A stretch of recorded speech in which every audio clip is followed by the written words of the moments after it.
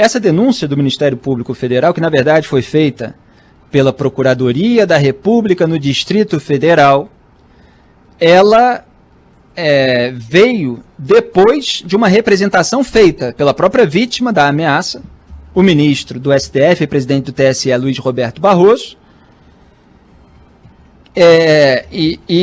portanto, essa representação gerou a denúncia por parte da Procuradoria da República no Distrito Federal, a qual eu dei parabéns hoje de manhã no Twitter, @FMouraBrasil, lá a minha conta, porque esse órgão, a Procuradoria, ratificou a Justiça, uma semana atrás, dias atrás, a denúncia contra o Lula, no caso do Instituto Lula e do apartamento em São Bernardo do Campo, denúncia sobre imóveis custeados pela empreiteira Odebrecht em troca de favorecimento em contratos públicos, né, no caso da Petrobras.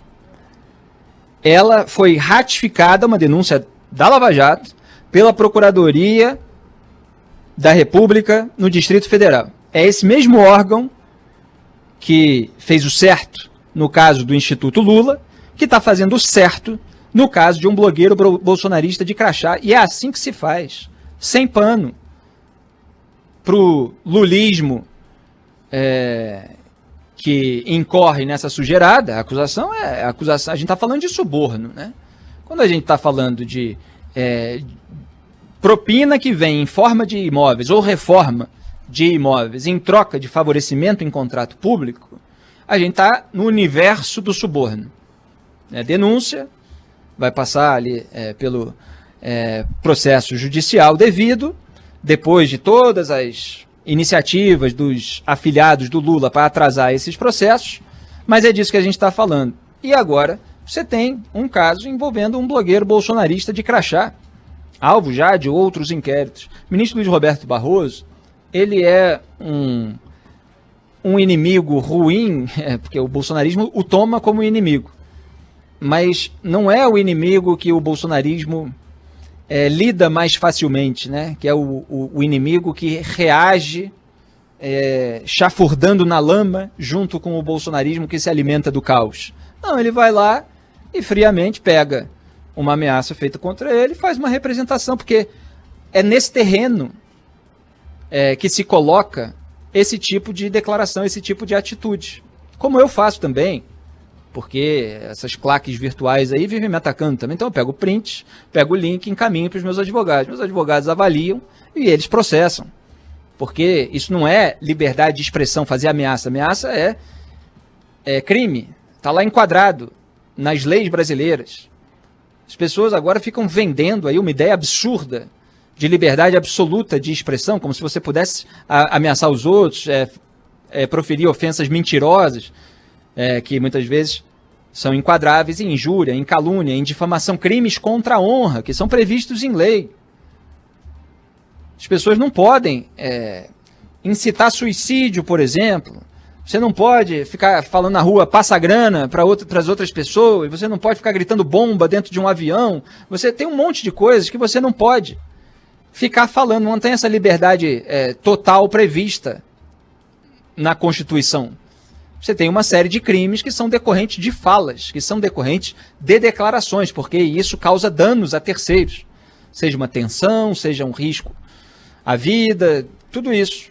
E aqui você tem ali, entre aspas, as declarações, e tem determinado momento que está falando do Barroso, que bota só terrorista, e aí começa a chamar o Barroso ali para um enfrentamento pessoal e fala, para você ver o que a gente faz com você e tal. Todo um discurso, assim, eu estou falando aquilo que dá para falar, porque o resto é um palavreado tremendo. Isso é configurado como ameaça. A gente vê, e estou acostumado a ver, esse tipo de processo. E está certo, Barroso, de encaminhar para o órgão competente para que ele tome as iniciativas cabíveis. E o órgão competente, nesse caso, está correto em fazer a denúncia. E os bolsonaristas, em geral, eles têm sido alvos de iniciativas tomadas no âmbito do inquérito das fake news. E aí, o que eles fazem para omitir a própria imoralidade das suas postagens, que muitas vezes vai além da imoralidade, é claro, ela se torna enquadrável nessa legislação.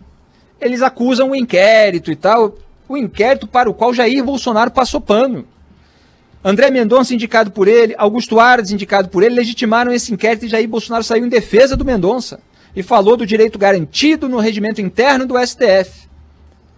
Aí agora que é alvo, aí passa a questionar o inquérito, porque não age por princípios e valores, age conforme a conveniência.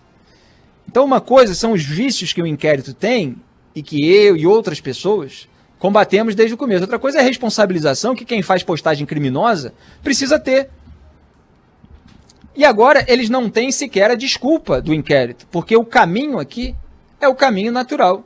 A vítima faz uma representação no órgão competente, o órgão competente, no caso a Procuradoria da República no Distrito Federal, que é manchetada aí pela imprensa como Ministério Público Federal, porque é parte integrante dele, denuncia. Tudo absolutamente correto. É assim que se faz. E quem ainda é massa de manobra da claque bolsonarista precisa entender a diferença. Isso aí não tem nada de conservadorismo, isso não tem nada de liberalismo, isso não tem nada a ver sequer com direita. Essas posições, elas não estão na teoria política colocadas como posições à direita. Isso é apenas declaração que transgride as normas do país. Ou seja, são atos virtuais de delinquência. É disso que se trata aí em numerosos casos envolvendo a claque bolsonarista, que faz parte aí do que eu chamo de centrão da comunicação. Aquela turma que gosta, como é o caso aqui, de estadia e passagem paga com dinheiro do fundo partidário, que participa de congressos autoenobrecido, assim como conservador, que na verdade é financiado com dinheiro do fundo partidário, que é uma contradição, né? Porque o conservadorismo defende justamente a contenção dos gastos públicos, não essas despesas com convescote de claque, rasteira, que não tem muita coisa para falar. Agora, esse pessoal muitas vezes quer aparecer, né? E acaba aparecendo assim. A gente não fica dando palanque, mas quando são denunciados, a gente precisa mostrar, porque o público precisa se orientar e entender que esse pessoal tenta eliminar, assassinar a reputação das pessoas independentes ou de ministros, de instituições, etc., justamente para se tornar a fonte da verdade oficial. E aí daqui a pouco você encontra gente que só ouve esse pessoal e são pessoas que estão habitando um universo paralelo, completamente fora da realidade.